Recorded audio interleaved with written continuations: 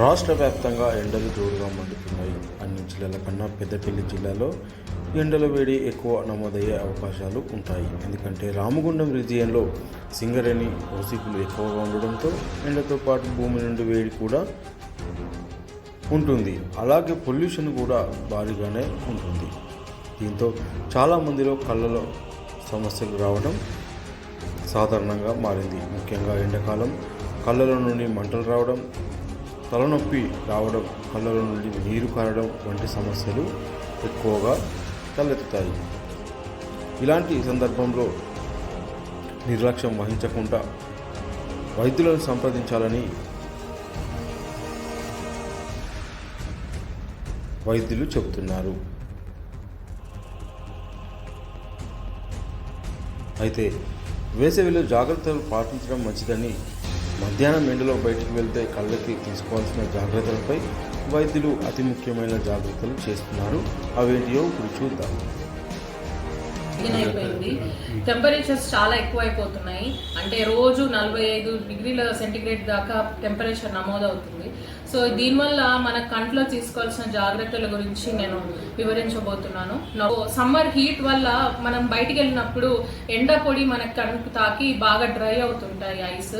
అందు గురించి మీరు వాటర్ లెవెల్స్ బాడీలో మెయింటైన్ అవ్వాలంటే మంచిగా వాటర్ ఒక 4 to 5 litres daily water intake ఉండాలి. తర్వాత కన్ను రెప్పల్ని ఎక్కువ మనం ఒకవేళ ఇంట్లో ఉంటే మొబైల్ స్క్రీన్స్ కానీ ల్యాప్టాప్స్ మీద వర్క్ చేయడం వల్ల ఆ బ్లింక్ రేట్ అనేది మామూలుగా కొట్టుకోవాల్సిన దానికంటే 60% తగ్గిపోతుంది. సో బ్లింక్ రేట్ కరెక్ట్గా మెయింటైన్ చేయాలంటే కన్ను తెరుచుకొని కొట్టుకొని అది బ్లింక్ రేట్ అంటారు దాన్ని.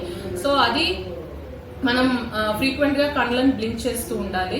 అండ్ మనం ఈ వేడిని తట్టుకోలేక ఏసీస్ వాడుతుంటాము. సో ఏసీని మీరు డైరెక్ట్గా కళ్ళకి తాకేటట్టు పెట్టుకోవద్దు. కొంచెం డిస్టెన్స్ మెయింటైన్ చేసి డైరెక్ట్గా కంట్లో పడకుండా ఉండాలి. అండ్ బయటికి వెళ్ళినప్పుడు కూడా సన్ ఎక్కువ షైన్ అవుతుంటుంది కాబట్టి దాని నుంచి వచ్చే యూవీ రేస్ అనేవి కన్ను మీద చాలా ఎఫెక్ట్ చూపిస్తుంటుంది. సో అందుకని యూవీ ప్రొటెక్షన్ సన్ గ్లాసెస్ వాడాలి.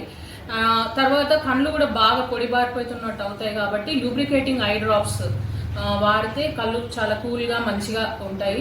And healthy diet, oily food కాకుండా హెల్దీగా ఉండే fruits, vegetables, salads, fruit juices, lassi, తర్వాత మనం ట్రెడిషనల్గా వాడే అంబలి, తర్వాత మిల్లెట్స్, ఇవన్నీ మన డైట్లో ఇంక్లూడ్ చేసుకోవాలి.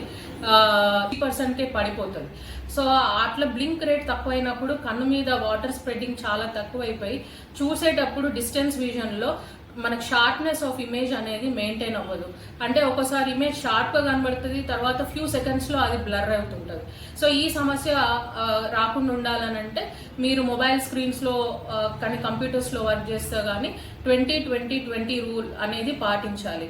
అంటే ఎవ్రీ 20 మినిట్స్ మీరు కంటిన్యూస్గా స్క్రీన్స్ మీద వర్క్ చేస్తే ఒక 20 సెకండ్స్ 20 ఫీట్ దూరంలో ఉన్న వస్తువుని చూస్తే ఒక 20 సెకండ్స్ చూసినా మీ ఐస్ రిలాక్స్ అయిపోతాయి.